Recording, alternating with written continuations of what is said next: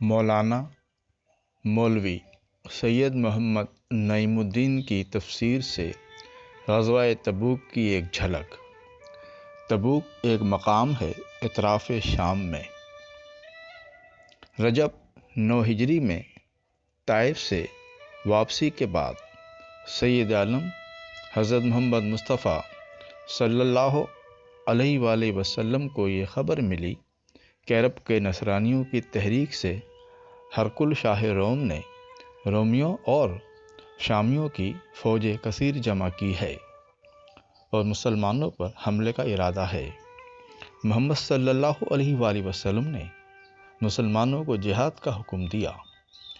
یہ زمانہ نہایت تنگی، قحط سالی اور گرمی کی شدت کا تھا، یہاں تک کہ دو آدمی ایک کھجور پر گزر بسر کرتے تھے۔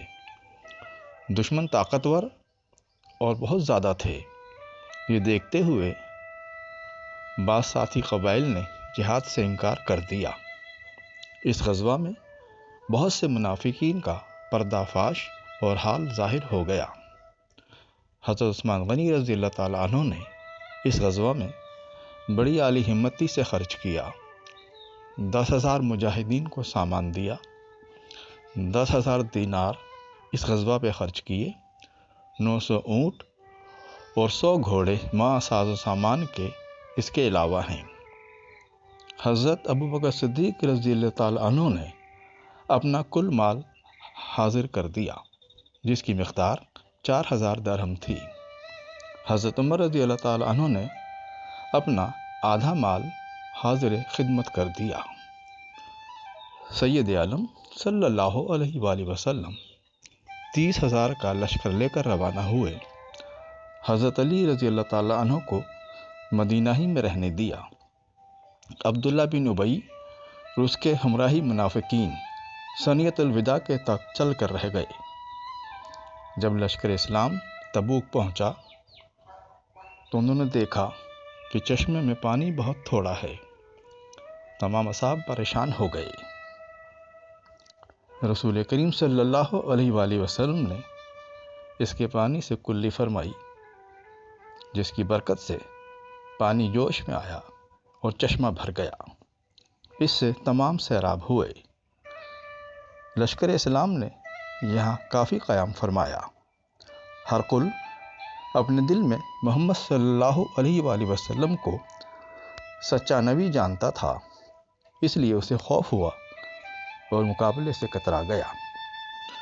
محمد صلی اللہ علیہ وآلہ وسلم نے اطراف میں لشکر بھیجے۔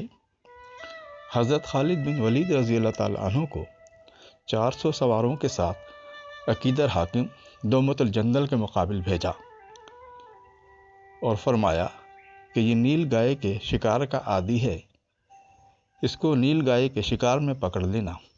آخر ایسا ہی ہوا۔ جب وہ نیل گائے کے شکار کے لیے اپنے قلعے سے باہر نکلا تو حضرت خالد بن ولید رضی اللہ تعالیٰ عنہ نے گرفتار کر کے خدمت اقدس میں پیش کر دیا۔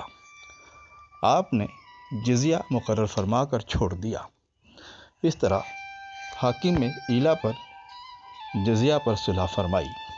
واپسی کے وقت جب حضور صلی اللہ علیہ وآلہ وسلم مدینہ کے قریب تشریف لائے تو جو لوگ جہاد میں ساتھ ہونے سے رہ گئے تھے وہ حاضر ہوئے۔